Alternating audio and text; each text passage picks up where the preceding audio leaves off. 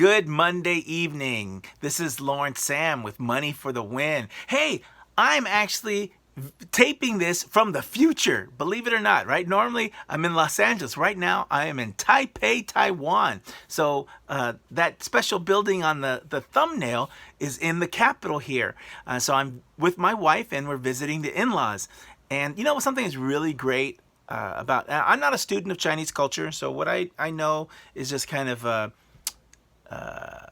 secondary through exposure. I lived in Beijing, China for a year, and then I'm married to a Taiwanese woman, right? So, but one of the things that's really great, I often talk about how in our country, in the U.S., most of us growing up were really only taught two things about money: how to spend it and how to work for it. What most of us haven't been taught is how to make money work for us.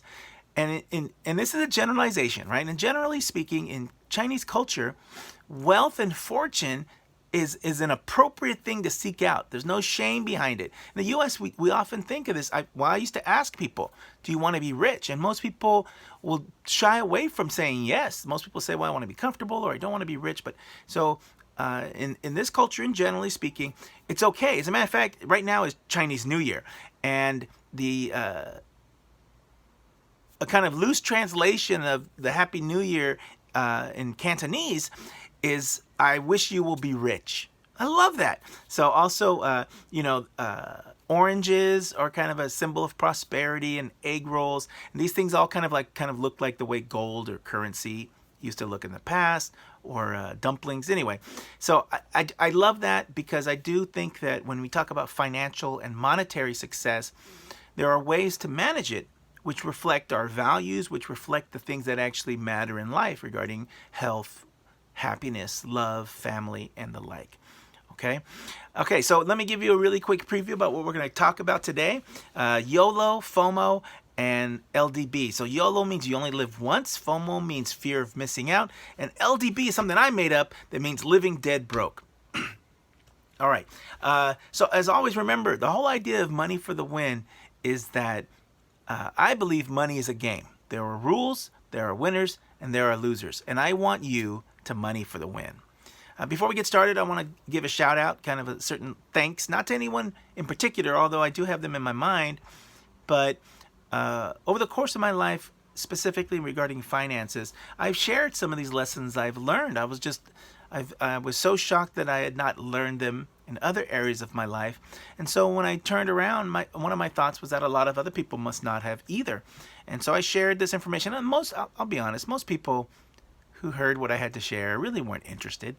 It's just part of the challenge of what we go through. It's one of the reasons why the majority of people are living paycheck to paycheck.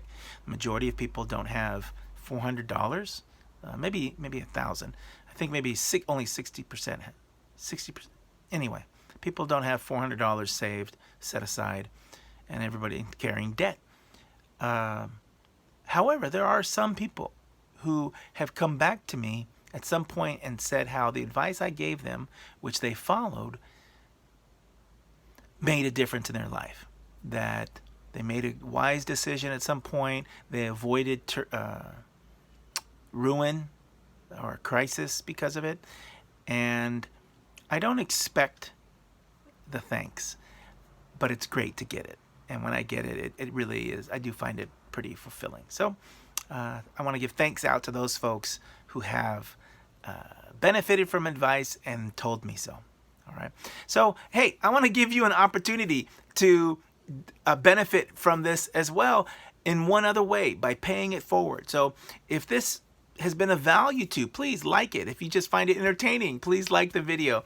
Be a subscriber. But I also want you to consider how this so I said the U.S., for the most part, we don't learn about money. And that's a gap I'm trying to fill. So by subscribing, you're generating some buzz for the video over time. And by sharing, you're getting other people exposed. So you might make a big difference in somebody else's life. Maybe get the thanks that I've gotten too, okay? So there's an algorithm for YouTube based upon subscriptions, based upon length of viewing, based upon shares, based upon subscribers. So as the Money for the Win channel improves and expands, your participation, you get to take a little ownership of that. Feel like you've made your contribution, okay? So currently we are at 19 subscribers. Let's get to 20, 25. Can we get to 25 this week? Help me and do your part, okay? So please like this video, subscribe, and share. All right, so also I have created a moneyforthewin.com. The website is in its infancy, but it has some links. We're really back to this channel for now. I hope to put up more content in the future. Okay? All right, so on to what I am talking about, YOLO. So YOLO means you only live once. And it's usually used as something to yell out when doing something super irresponsible or something super dangerous. Someone famous, I'm not sure if he was an athlete or famous for something else, but recently or last year had actually died from doing something really risky in an automobile.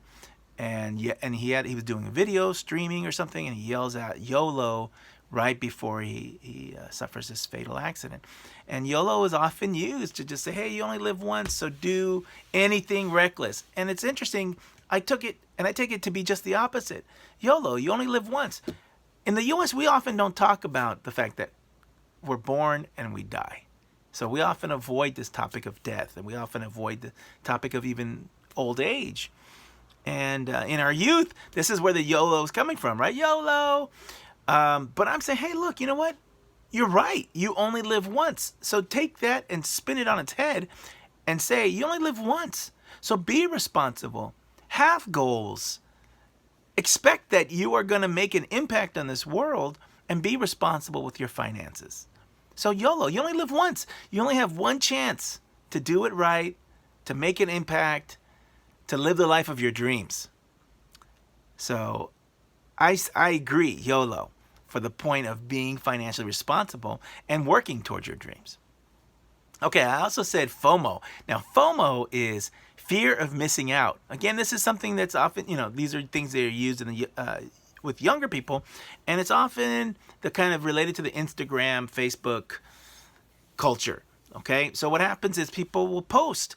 I'm posting, right? I'm posting the fact that I'm on a vacation to Taiwan, and when we post highlights. We post, our best versions. So if I'm feeling down or I'm feeling, I'm burned out or something like that, that's not when I post. So you don't see me in my best. Although the reality is life does have ups and downs.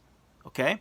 So FOMO is related to this idea where you just see people enjoying this best version of their life and you want it. You have a fear of missing out. So you go out and do the same things, whether you can afford it or not, whether it's ultimately what one of your goals or dreams or not. FOMO is about this kind of consumption culture. So we used to call it keeping up with the Joneses, right? So that's a fear of missing out is a more modern version of it. So I have a friend, and she's doing very well. She's making some very mature decisions regarding her finances. She has her eye on the prize, working towards a future. But there's this, now she hasn't used the word FOMO, but it's this kind of experience of it where she sees people her age having the general level of income that she does, living a lifestyle that going on trips, driving cars, doing things that she and her significant other aren't because they don't have the money for it. But what I think of when the fear of missing out is the idea of the fear of missing out of a responsible lifestyle, of really being able to fund your dreams, living debt-free, living worry-free. That's what we should fear on missing out on. So part of the assumption, and this is a really big assumption, we tend to look at people consuming and think somehow they can afford it. We tend to think of people as being financially responsible. The truth is, the majority of people are not financially responsible. We need to know that, right? The fear of missing out is missing out on being in over your head in debt. Don't be afraid of missing out on that, of not knowing where the money that you need for the next bill is coming from. Understand that the majority of marriages end in divorce. The number one reason for divorce in these marriages is financial problems. Don't be afraid of missing out on financial problems. Don't be afraid of missing out on divorce. So I like to really say, hey, FOMO, that's a great thing. The other thing is there's the possibility of living to retirement completely unprepared, expecting to live to the day you die, which you probably won't. Live to the day you die. Everybody, by definition, lives to the day they die. I meant work to the day you die. You won't be so lucky. Chances are you will be working to the day you become disabled, to the day you become fired, to the day you become broke. Don't fear missing out on that.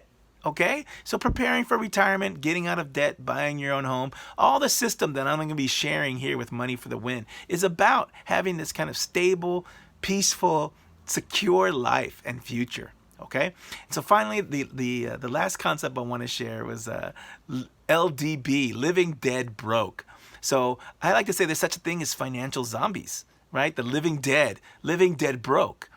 And that goes back to my friend's kind of her FOMO, in the idea that there are people around us that are the living dead. They're zombies. They look like they're alive. They look like they're having good financial life, but in fact, their life is a mess. I used to sit down with clients and run financial plans with them, and the majority of people are deep in debt, worried, and in a state of denial. Okay? They spend. Every day they go to work, they do more, they complain, they're asking people for help. But it's just an illusion. Their financial success is an illusion. And I want to encourage you to, not live dead broke, but to be actually alive, to actually live a good life. All right? And that can be done through just kind of, I'll go into it in another video when we talk about what financial success is and the system for Money for the Win. So I do want to ask you for a favor, right? I'm going to ask you if I have ever given you advice, or if you found these videos useful in any kind of way, please comment below on how I've helped you, or how this has helped you, or maybe this has helped somebody else you know. Okay? All right. So next week, I am going to get started on some of the behavior parts, on some of the, we focused on the mindset, we focused on the emotion, and now I want to get set on what to actually do. So I'm going to still share some concepts. Next week will be about how money works. So we'll be talking a little bit about financial literacy. As always, as part of the Money for the Win system is really about gaining financial literacy before taking action. Most people want to just, hey, teach me how to invest. Hey, how do I make money? There's a lot more to it. Your thoughts and feelings have a huge impact. That's the majority impact. Okay? So as always, I ask you to, again, like, subscribe, and share, and understand that being rich is a state of being. It's not just about the financial impact, but the financial possession or amount of money you have, but it's a state of mind. And financial success follows as a result of this kind of state of mind. And so as always, I encourage you to be rich and enrich others.